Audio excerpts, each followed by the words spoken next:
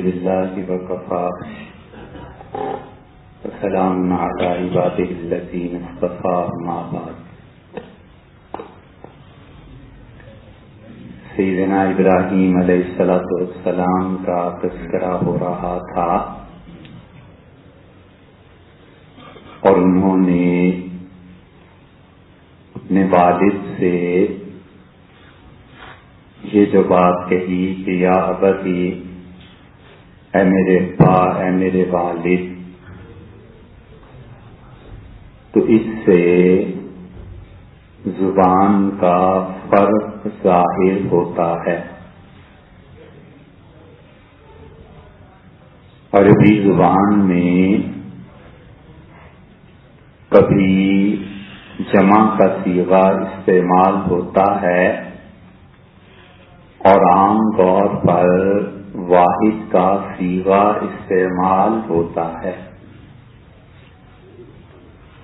اردو زبان میں ہم تو، تم اور آپ میں فرق کرتے ہیں،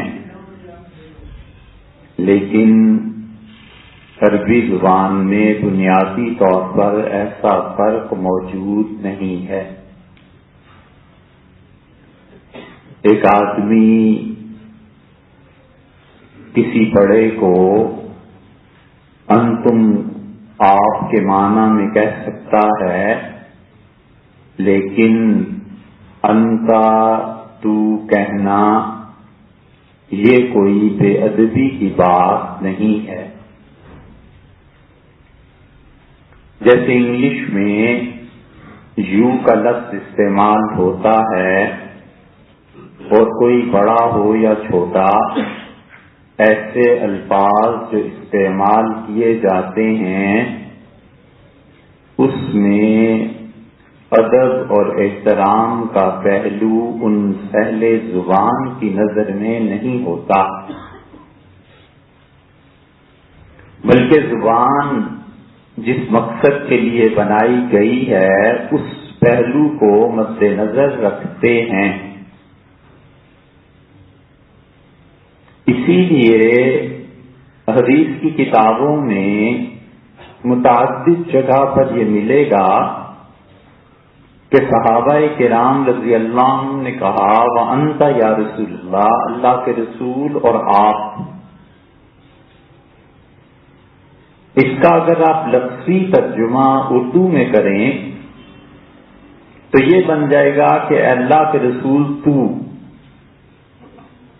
چنانچہ عربی سے اردو پرانے زمانوں میں جو ترجمے ہوئے ہیں ان میں تو کے لفظ سے اردو میں ترجمہ کیا گیا، اور وجہ اس کی یہی ہے کہ یہ جو الفاظ ہیں ان کے مطالب اور معانی ہر زبان کے اپنے ہیں. تو عربی کے انتا اور انگلش کے یو میں کوئی ایسی بے ادبی نہیں ہے. اسی لیے سیدنا ابراہیم علیہ السلام اپنے والد سے کہتے ہیں یا ابتی، اے میرے ابا یا والد.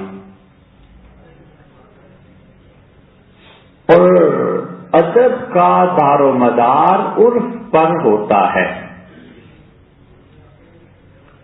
جس علاقے کا جو عرف ہے، عرف کا مطلب کسی بھی علاقے کے وہ رسم و رواج جو شریعت سے ٹکراتے نہ ہوں. تو جو رسم و رواج کسی علاقے کا شریعت سے نہیں ٹکراتا، ہم یہ نہیں کہہ سکتے کہ اس کو ختم کر دینا چاہیے، اس لیے کہ وہاں کا عرف ایسا ہے. اور عرف، علاقے کا رسم و رواج، یہ بہت بڑی دلیل ہے.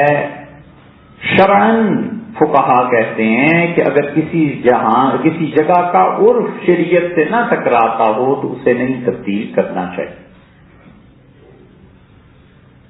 مثلا ہمارے یہاں عرف ہے کہ امام فجر اور عصر کی نماز کے بعد بیٹھ کر تسبیحات پڑھتا ہے. اب ایک آدمی سلام پھیرتے ہی اٹھ کر چل پڑتا ہے تو اسے کوئی ایمرجنسی ہوگی، کئی وقت دیا ہوگا، خدا نہ خواستہ اس آدمی کو کوئی تکلیف، کوئی درد، ڈاکٹر کے پاس جانا، کوئی اور چیز۔ فقہا نے لکھا ہے کہ اگر کسی آدمی کو یہ خدشہ ہو کہ میں مسجد میں جاؤں گا اور کسی کا قرض دینا ہے اور نماز میں وہ بھی ہوگا تو شرمندگی اٹھانی پڑے گی، تو ایسے شخص کو جماعت کا ترک کر دینا یہ جائز ہے۔ اس طرح کی صورتوں میں کوئی آدمی اٹھ کے چل پڑا، کوئی حرج نہیں، نماز پوری ہو گئی۔ لیکن بغیر کسی ضرورت اور وجہ کے فجر اور عصر کی نماز میں دعا مانگے بغیر اٹھ کر چل دینا، یہ فقہا نے لکھا ہے مکروہ ہے، خلاف ادب ہے، خلاف اولا ہے کہ اپنے امام کو تنہا چھوڑ کے چل دیے۔ اس میں ایک گونا پہلو توہین کا بھی نکلتا ہے۔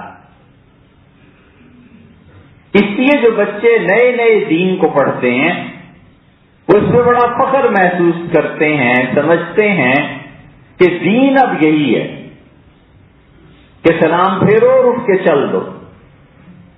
جمعے کی نماز ہے، اس کے بعد دعا ہے۔ حضور صلی اللہ علیہ وسلم مختصر دعا مانگتے تھے،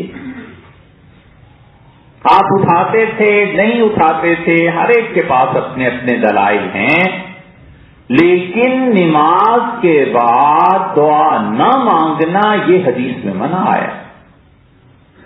ایک صحابی رضی اللہ عنہ اٹھ کھڑے ہوئے، نماز اپنی پوری کی، بغیر دعا کے جانے لگے تو آپ نے بٹھا دیا اور فرمایا دعا مانگیے، اور ارشاد فرمایا تم ایسے مزدور کی طرح ہو جس نے مزدوری تو پوری کر لی، کام پورا کر لیا اور اپنے مالک سے اجرت لیے بغیر چل پڑا۔ دعا مانگنے کا حکم ہے، مانگنی چاہیے جمعے کی نماز کے بعد، لیکن امام اگر سنت کے خلاف چل پڑے پھر کوئی اٹھ جائے اس کی مرضی ہے، کوئی بے ادبی نہیں۔ امام کو چاہیے تھا کہ سنت کا خیال کرتا۔ حضور صلی اللہ علیہ وسلم مختصر دعا مانگتے تھے ہر اس نماز کے بعد جب آپ کو سنت موقدہ پڑھنی ہوتی، اور سنت موقدہ آپ گھر تشریف لے جاتے تھے، گھر میں فاصلہ ہی کتنا تھا آدمی سوچے۔ جو لوگ حرمین شریفین میں حاضر ہوئے ہیں اور انہوں نے اللہ تعالی کی توفیق سے مسجد نبوی دیکھی ہے، تو مسجد نبوی کا ادھر کا حصہ قبر شریف کے پیچھے اس کو بھی چھوڑ دیں۔ یہ جو چبوترا بنا ہوا ہے یہ تو عمر بن عبدالعزیز رحمۃ اللہ نے بنوایا تھا، کیونکہ لوگ آ کے نماز پڑھتے تھے تو قبر شریف بالکل سامنے ہوتی تھی، تو انہوں نے اپنے گورنر ہونے کے زمانے میں یہ سوچا کہ یہ قبر کو سجدے سے مشابہت پڑتی ہے، تو کیوں نہ لوگوں کو تھوڑی دیر پہلے روک لیا جائے کہ مناسب فاصلے پر آ کر وہ سجدہ کریں اور آنے والے کو یہ شبہ نہ گزرے کہ قبر شریف کو سجدہ کیا جا رہا ہے۔ تو انہوں نے تو یہ جگہ بنوائی، وہاں قبلے کی طرف منہ کر کے کھڑے ہوں، اور قبر شریف کے وسط میں تو یہ جو دائیں طرف کا حصہ بنتا ہے، پہلی صفوں کو چھوڑ کے دائیں طرف کا حصہ جو بنتا ہے یہ تھی مسجد نبوی، اور گھر حضور صلی اللہ علیہ وسلم کا 2 قدم کے فاصلے پہ ہی تو تھا۔ یہاں سے چلنا ہے، دروازہ کھلا ہوا ہے، اور یہاں 2 قدم جیسے یہ دیوار ہے پھر اس کے پیچھے چلے جانا ہے۔ سنتیں ہمیشہ گھر جا کے پڑھتے تھے، اور آپ فرماتے تھے کہ فرض نماز کے علاوہ مرد کی، آدمی کی سب سے اچھی نماز وہ ہے جو اپنے گھر پہ پڑھتا۔ سنتیں گھر سے پڑھ کے تشریف لاتے تھے، جمعے کے بعد کی سنتیں بھی گھر جا کر پڑھتے تھے، مگر دعا مانگتے تھے مختصر۔ اس لیے فجر کی سنتیں مثلا حضور صلی اللہ علیہ وسلم گھر پہ ہمیشہ پڑھ کے آتے تھے. یہ فجر کی سنتیں جو لوگ کہتے ہیں کہ فرض نماز ہو رہی ہے اور آپ سنتیں پڑھتے ہیں، وہ ہمارے مسلک کو نہیں جانتے. حنفی فقہا کے نزدیک صبح کی یہ جو 2 سنتیں ہیں یہ وتر سے زیادہ اہمیت ہے. یہ قریب قریب واجب کے ہیں، اس لیے کہ اس میں قوت زیادہ ہے احادیث کی وجہ سے. یہ صبح کی 2 رکعتیں ہمارے نزدیک وتر سے زیادہ ضروری. تو حضور صلی اللہ علیہ وسلم جن نمازوں کے بعد سنتیں پڑھنی ہوتی تھی مختصر دعا مانگتے تھے. تو جمعے کے بعد مختصر دعا کوئی نہیں مانگتا، کوئی اٹھ کے چل پڑتا ہے، ٹھیک ہے، لیکن بغیر ضرورت کے فجر اور عصر کی نماز میں امام بیٹھا ہوا ہے، مقتدی بیٹھے ہوئے ہیں، یہ صاحب بغیر وجہ کے چل پڑیں، اسے اچھا نہیں سمجھتے. وجہ یہ ہے کہ وہ کہتے ہیں یہ ادب کے خلاف ہے، عرف کے خلاف. بر صغیر میں جتنا ادب اور احترام پایا جاتا ہے اتنا ادب اور احترام عربوں میں نہیں. اس لیے ہم اپنے عرف کو نہیں چھوڑتے. عرف میں جو چیزیں ہیں، عرف سے مراد وہ ثقافت ہے جو شریعت سے براہ راست نہیں ٹکراتی. کسی زمانے میں یہ سوال اٹھا کہ شادیوں میں جو مایوں کی جاتی ہے یہ جائز ہے یا ناجائز. یہ مایوں کی رسم جو تھی اس کی ابتدا کیسے ہوئی؟ عورتیں جمع ہو جاتی تھیں، مائی عورت کو ہی کہتے ہیں، اب تک بھی کہتے ہیں. تو مائی سے مایوں بن گیا، مائیاں جمع ہو جاتی تھی اور لڑکی کو تیل مہندی یہ چیزیں لگا دیتی تھی. اور حکمت اس کی یہ تھی کہ وہ ذہنی طور پہ آہستہ آہستہ اپنے شوہر کے لیے تیار رہے. تو فقہا نے لکھا یہ رسم حضور صلی اللہ علیہ وسلم کے زمانے میں نہیں تھی، ہمارے زمانے میں شروع ہوئی ہے. اور یہ ہندوستان کی ثقافت ہے، اور چونکہ اس میں کوئی غیر شرعی چیز نہیں ہے اور یہ شریعت سے ٹکراتی بھی نہیں ہے، لہذا یہ جائز ہے. انہوں نے کہا ہمیں کیا ضرورت ہے خام خواہ لوگوں کے رسومات میں دخل دینے کی. ٹھیک ہے، اس وقت صرف مہندی تیل یہی چند ایک چیزیں ہوتی تھی، نہ موسیقی ہوتی تھی، نہ کھانے ہوتے تھے، نہ یہ چیزیں ہوتی تھی. اس لیے فقہا نے لکھا کہ یہ جائز ہے. وہ کہتے تھے یہاں کا عرف یہی ہے. ہندوؤں سے آئی تھی، فقہا نے کوئی پرواہ نہیں کی. انہوں نے کہا آتی رہے ہندوؤں سے. تو ہمارے بر صغیر میں جتنا عرف کا خیال رکھتے ہیں ادب اور احترام، اتنا ادب اور احترام پوری دنیا میں نہیں پایا جاتا. اسی لیے فقہا نے لکھا ہے کہ ادب اور احترام کو قائم رکھنا چاہیے، ہمیشہ یاد رکھنی چاہیے. یہ بات گھر پہ جا کے لکھ لیجئے کہ کسی صحیح ریت کو خاندان میں قوم میں قائم کرنا ہو صدیاں بیت جاتی ہیں، اور توڑنا ہو تو 2 منٹ نہیں لگتے توڑ کے حوالے کر دیا. کبھی بھی ادب اور احترام کی روایات کو نہیں توڑنا چاہیے. سیدنا ابراہیم علیہ السلام نے جو والد سے کہا یا ابتے، میرے والد ہے میرے ابا، تو عربوں کا رواج یہی تھا، وہ ایسے ہی بات کرتے تھے. ہمارے یہاں ایسے نہیں. یہاں کوئی اپنے باپ سے کہنے کہ تو نے یہ کیا ہے، تو ایسا تھا، تو یہ صراحتاً بے ادبی ہے. فقہا نے لکھا ہے واجب التعزیر ہے، یعنی اس کو تعزیر لگائی جائے، کچھ کوڑے درے مارے جائیں تاکہ عقل ٹھکانے آئے. اس کی ایک بہت اچھی مثال آپ دیکھیے. حضور صلی اللہ علیہ وسلم مسجد نبوی میں صحابہ کرام رضی اللہ عنہم آتے تھے، جوتوں سمیت نماز پڑھتے تھے. نبی کریم صلی اللہ علیہ وسلم نے کیا فرمایا؟ جوتے پہن کے آیا کرو نماز کے لیے، جوتے پہن کے نماز پڑھا کرو. یہودی جوتے اتارتے ہیں، تم مت اتارو. صحیح بخاری میں بھی آیا ہے. ہم حضور صلی اللہ علیہ وسلم کے زمانے میں جاتے تھے مسجد نبوی اور جوتوں سمیت نماز پڑھ لیا کرتے تھے. ہمارے یہاں کوئی عرف میں جوتا مسجد میں لے آئے تو ہم اسے بے ادبی سمجھتے ہیں، اور ٹھیک سمجھتے ہیں، اس لیے کہ ہمارا عرف ایسا ہے. ادب اور احترام ہے مسجد کا. فقہا نے 6ویں 7ویں 8ویں صدی میں جہاں کے ہندوستان کے فقہا تھے انہوں نے کہا کہ مت مسجد میں جوتے لاؤ، اس لیے کہ صحابہ کرام رضی اللہ عنہ کے زمانے میں ریت کے میدان ہوتے تھے، لوگ چلتے تھے، گلیاں گندی نہیں ہوتی تھیں، یہ سسٹم ہی سارا نہیں تھا.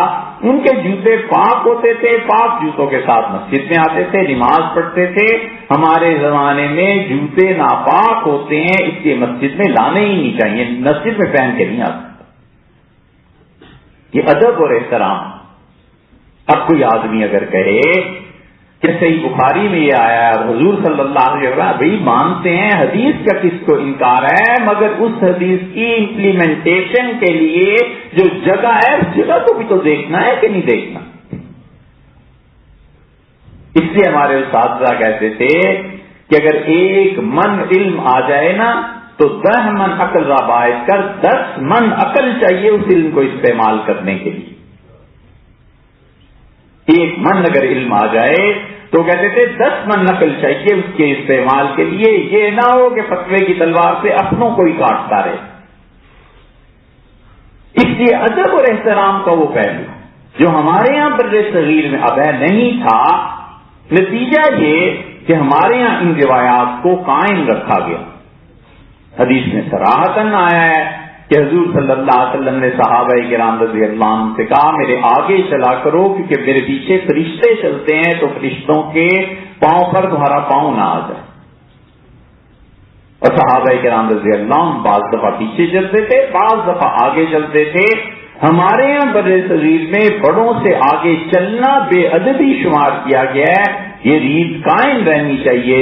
آپ اب بھی دیہات میں چلے جائیں کہیں تو جہاں بڑے لوگ ہوتے ہیں وہ تکیے کی طرف سرہانے کی طرف چھوٹے نہیں بیٹھتے. ان کے ادب اور احترام میں یہ روایات اگر قائم نہ رکھی جائیں معاشرے میں تو پھر ادب اور احترام کے سارے سلسلے ٹوٹ جائیں گے. ان روایات کو قائم ہوتے برسوں لگتے ہیں اور توڑنا 5 منٹ کی بات ہے، اور جو توڑے گا پھر اسے بھگتے گا.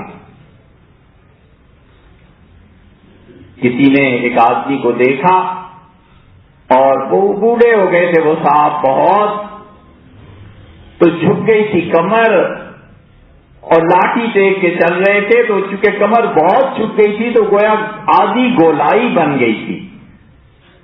تو لڑکے نے پوچھا کہ بابا یہ کمان کتنے میں خریدی ہے؟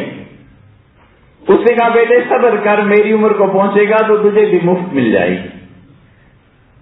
یہی ہوا کرتا ہے. ایسے نہیں ہوا کرتا کہ کوئی آدمی اللہ کی زمین پہ احترام ادب فساد کی روایات کو برپا کرے اور انہیں توڑے اور پھر اسے بھگتنا نہ پڑے. جلد یا بدیر زمانہ ایسے باندھ کے مارتا ہے کہ پھر آدمی کی نہ دعا قبول ہوتی ہے اور نہ اس کی کوئی رعایت کی جاتی ہے. یہ وہ پودا تھا جو لگایا تھا اور اب اس کے پھل کاٹنے. اس لیے حضرات انبیاء علیہ السلام سیدنا ابراہیم علیہ السلام باوجود اس کے کہ والد شرک کر رہا ہے پوری ادب اور احترام کی روایات قائم رکھی. انہوں نے کہا اگر آپ اس عقیدے کو نہیں ترک کر رہے قال سلام علیہ، انہوں نے کہا میرے والد اللہ کی سلامتی. مطلب سلامتی سے وہ جو فارسی کے محاورے میں بہت اچھا کہا گیا کہ شما بسلامت ما بخیر، آپ سلامت رہیے اور ہم بھی اللہ کے فضل سے خیر سے ہیں. اور چھوڑ کر الگ ہو گئے. حضور اقدس صلی اللہ علیہ وسلم کے پاس کچھ لوگ آئے، صحابہ کرام رضی اللہ عنہ کہتے ہیں وَنَحْنُ شَبَابًا، ہم جوان لڑکے تھے، ہم نے سنا. اور نبی کریم صلی اللہ علیہ وسلم کے انتقال سے صرف 1.25 سال پہلے یہ واقعہ ہوا ہے.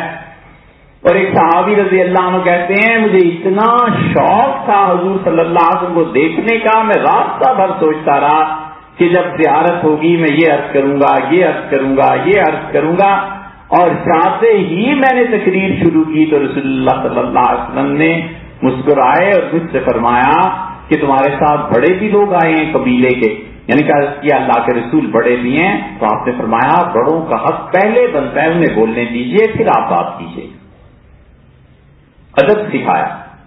وہ کہتے ہیں 19 دن ہمیں حضور صلی اللہ علیہ وسلم نے پاس رکھا اور ہم سے پوچھا تمہاری شادیاں کب ہوئی ہیں؟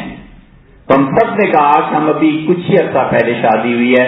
تو آپ ہنسے اور آپ نے فرمایا گھر جانے کا شوق ہوگا. تو 19 دن کے بعد فرمایا گھر چلے جاؤ. رعایت کی حضور صلی اللہ علیہ وسلم کی عمر کی اور تعلقات کی یہ تربیت بھی ہے، سکھانا بھی ہے. اسی لیے سیدنا عمر رضی اللہ عنہ سے کہا کہ عمر انا لکم بمنزلۃ الوالد، میں تمہارے لیے والد کی طرح ہوں. ایک ایک بات سکھائی، ادب اور احترام سکھایا تاکہ یہ روایات امت میں قائم رہیں، لوگ جانیں کہ مسلمان امت اپنی ترکیب میں بالکل لوگوں سے الگ ہے. علامہ اقبال نے جو کہا نا، خاص ہے ترکیب میں قوم رسول ہاشمی، وہ یہی بات پر. ایک مسئلہ آپ سے عرض کریں، وہ لوگ جو بارہا خیال میں آیا لیکن رہ گیا، جو کرسیوں پہ بیٹھ کے نماز پڑھتے ہیں نا، یہ نماز میں پہلی تکبیر تحریمہ جسے کہتے ہیں، جس کے بعد ساری باتیں حرام ہو جاتی ہیں، کھانا پینا حرام ہو جاتا ہے، نماز شروع ہو گئی، اللہ اکبر جو پہلا ہے اسے کھڑے ہو کے کہنا فرض ہے. ٹھیک ہے، اس تکبیر تحریمہ کو کھڑے ہو کے کہنا فرض ہے. حتیٰ کہ اگر کوئی کھڑا نہ ہو سکتا ہو بڑھاپے کی وجہ سے اور 2 آدمی اسے پکڑ کر کھڑا کر دیں تو بھی فرض ہے کہ 2 آدمی اسے کھڑا کریں اور وہ اللہ اکبر کہے اور اللہ اکبر کہہ کے بیٹھ جائے. بس ثنا پڑھ سکتا ہے پڑھے، نہیں پڑھ سکتا بیٹھ جائے. فاتحہ پڑھ سکتا ہے کھڑے ہو کے پڑھے، نہیں پڑھ سکتا بیٹھ جائے. امام کے پیچھے تو اس نے پڑھنی نہیں، سن سکتا ہے سنے، بیٹھ جائے. فرض نماز کی یہ جو تکبیر تحریمہ ہے اس میں کھڑے ہو کے کہنا فرض ہے. اگر کرسی پہ بیٹھ کے پہلا اللہ اکبر کہہ دیا تو نماز ہمارے نزدیک شروع ہی نہیں ہوتی، نماز ہوگی. اس لیے صف میں جب سب لوگ کھڑے ہوتے ہیں تو یہ پہلی تکبیر تحریمہ اللہ اکبر کہہ کے ہاتھ باندھ دے یا صرف اللہ اکبر ہی کہہ دے. یہ تکبیر تحریمہ وہ کہا کہتے ہیں، لکھتے ہیں اپنی کتابوں میں، وہ کہتے ہیں کہ اگر دیوار کا سہارا لے کر کھڑا ہو سکتا ہے، مثلاً وہ اس کونے پہ ہے اور اس کو ڈر ہے گر جاؤں گا، تو دیوار کا سہارا لے لیا، سہارے میں ایک ہاتھ رکھا، دوسرا ہاتھ چاہے وہ لٹکائے رکھے چاہے اوپر اٹھائے اور اللہ اکبر کہہ دیا تکبیر تحریمہ، اس آدمی کا فرض پورا ہو گیا، اب بیٹھ جائے. اس لیے یہ مسئلہ لوگوں کو بتانا چاہیے، کوئی مانے نہ مانے اس کی اپنی مرضی ہے. اللہ نے اپنے نبی صلی اللہ علیہ وسلم لست علیہم بمسیطر، آپ لوگوں پر کوئی نگران بنا کر نہیں بھیجے گئے، آپ صحیح بات بتا دیجئے. باقی ان علینا حساب، ہمارے ذمے ہیں لوگوں کا حساب و کتاب. تو اس لیے یہ پہلی تکبیر تحریمہ جو ہے اسے کھڑے ہو کے کہنا فرض ہے. کرسیوں پہ جو بیٹھ جاتے ہیں یا فرض نماز بیٹھ کے پڑھتے ہیں انہیں یہ مسئلے کا خیال کرنا چاہیے. باقی ساری نماز چاہے وہ بیٹھ کے پڑھے. یہ تکبیر تحریمہ پہلی تکبیر خود کھڑا ہو سکتا ہے، بہت اچھا ہے. نہیں کھڑا ہو سکتا 2 آدمی کھڑا کرتے ہیں، وہ بھی نہیں کر سکتے، دیوار سے ایک سہارا لے لے، اس سے بھی معذور ہو گیا ہے تو پھر اس کے لیے معافی ہے، وگرنہ نہیں. اللہ تعالیٰ میں اور آپ کو عمل کی توفیق